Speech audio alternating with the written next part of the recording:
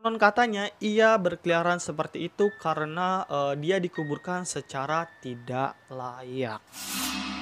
Dan ada beberapa cara untuk memanggilnya. Kalau yang maju mundur, ketuk pintu toilet emang nggak masuk akal, tapi it's okay.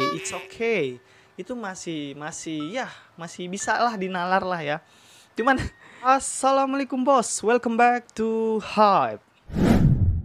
Oke guys, how are you today? And this video kita bakalan ngebahas urban legends yang ada di Indonesia. Mungkin di antara kalian udah ada yang pernah mendengar atau pernah tahu tentang beberapa urban legend ini. Karena beberapa urban legend ini itu pernah diangkat menjadi film layar lebar di Indonesia atau film layar kaca Indonesia. Oke, jadi urban legend atau legenda urban ini merupakan mitos atau legenda yang dipercaya masyarakat luas sebagai kebenaran. Jadi banyak banget masyarakat yang percaya bahwa ini adalah benar. So, nggak usah lama-lama, kita langsung aja ke pembahasannya cuy. Nenek Gayung. Urban legend yang pertama yang sering disebut-sebut masyarakat adalah Nenek Gayung. Makhluk yang satu ini sebenarnya adalah hasil dari perbincangan warga guys. Di mana sebagian warga mengatakan bahwa nenek gayung ini tiba-tiba muncul di pinggir jalan. Perawakannya seperti nenek-nenek biasa, tetapi bedanya nenek ini membawa gayung dari batok dan tikar untuk memandikan jenazah. Untuk postur tubuhnya tidak terlalu tinggi. Dia biasa menggunakan kebaya hitam ataupun putih. Rambutnya juga sebagian berwarna hitam dan sebagian juga berwarna putih. Dan nenek gayung ini memiliki kulit yang putih pucat dan juga matanya yang sipit. Oke, nenek gayung, dan gue juga pernah nonton 8 tahun yang lalu kalau nggak salah. Itu ada penampakan nenek gayung yang tertangkap oleh warga cuy. Bisa dilihat, tetapi kita lihat nenek gayung ini sangat berbeda karena dia menggunakan hijab gitu. Apakah nenek gayung ini sebenarnya sudah hijrah atau sudah menutup aurat tetapi masih aja dikecam oleh warga atau gimana? Nggak tahu juga. Tapi ditangkap, kita lihat tuh. Ramai banget warga yang ada di sana gitu. Jadi wah, ini beneran nenek gayung atau bukan ini?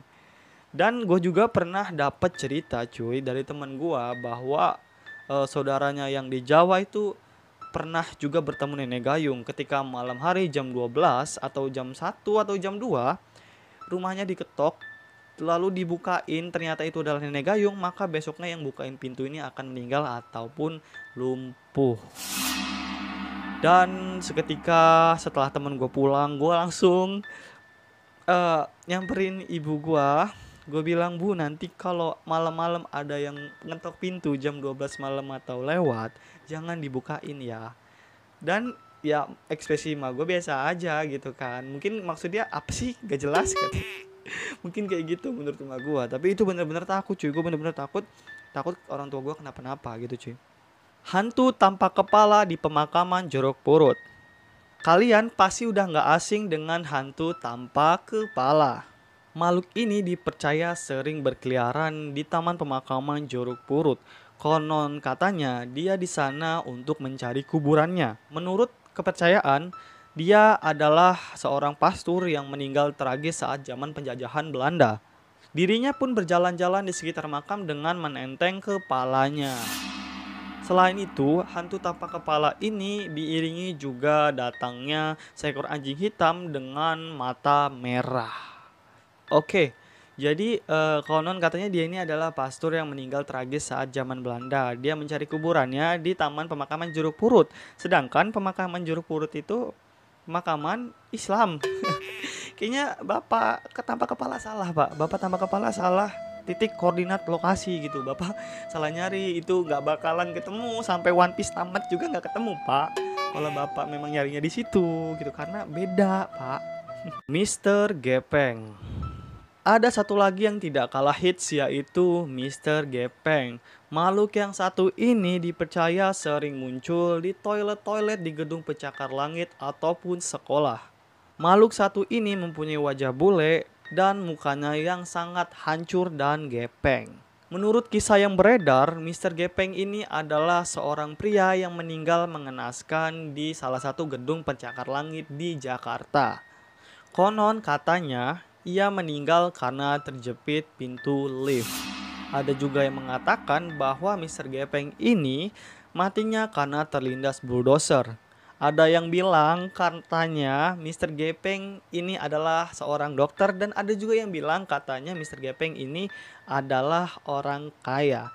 Oke, nggak tahu yang mana yang benar karena ini adalah urban legend, kita anggap semuanya benar. Menurut kisah, katanya makhluk ini bisa dipanggil dengan ritual, yaitu maju mundur sebanyak 3 kali dalam toilet, kemudian ketuk pintu toilet selama 3 kali. Ada juga yang berpendapat bahwa makhluk ini bisa dihubungi melalui jaringan seluler dengan menekan angka 7 sampai 7 kali. Oke, jadi Mr. Gepeng ini adalah manusia biasa yang matinya mengenaskan karena tertutup atau terjepit lift hingga mukanya hancur dan gepeng. Dan ada beberapa cara untuk memanggilnya. Kalau yang maju mundur, ketuk pintu toilet emang nggak masuk akal, tapi it's okay.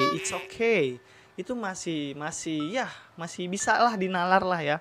Cuman kalau ditelepon dengan jaringan seluler dengan menekan angka 7 sebanyak 7 kali ini, itu apa cuy? Emang dia punya handphone atau memang dia itu nomor pribadi dia, nomor cantik dia atau apa gitu? Bisa ditelepon Mr. Gepeng ini dengan menekan angka 7 sebanyak 7 kali cuy. Kakek cangkul. Ada juga kakek cangkul yang sempat menjadi perbincangan beberapa waktu lalu. Kakek cangkul berperawakan seperti kakek biasa, tetapi bedanya dia membawa cangkul berkarat kemana-mana.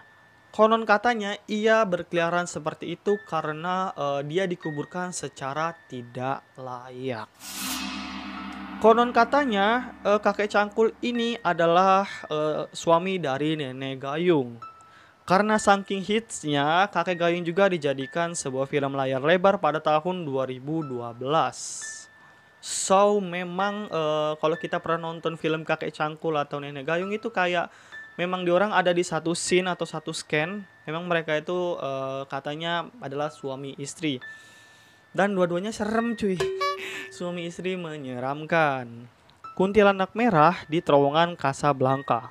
Selanjutnya ada kuntilanak merah yang berkeliaran di terowongan Casablanca. Entah apa yang membuat sosok ini muncul karena tidak ada cerita yang jelas tentang mengapa atau bagaimana sosok ini bisa muncul. Namun ada beberapa aturan ketika seseorang atau seorang pengendara melewati terowongan tersebut, yaitu harus membunyikan klakson sebanyak 3 kali, pertanda bahwa kita ingin lewat.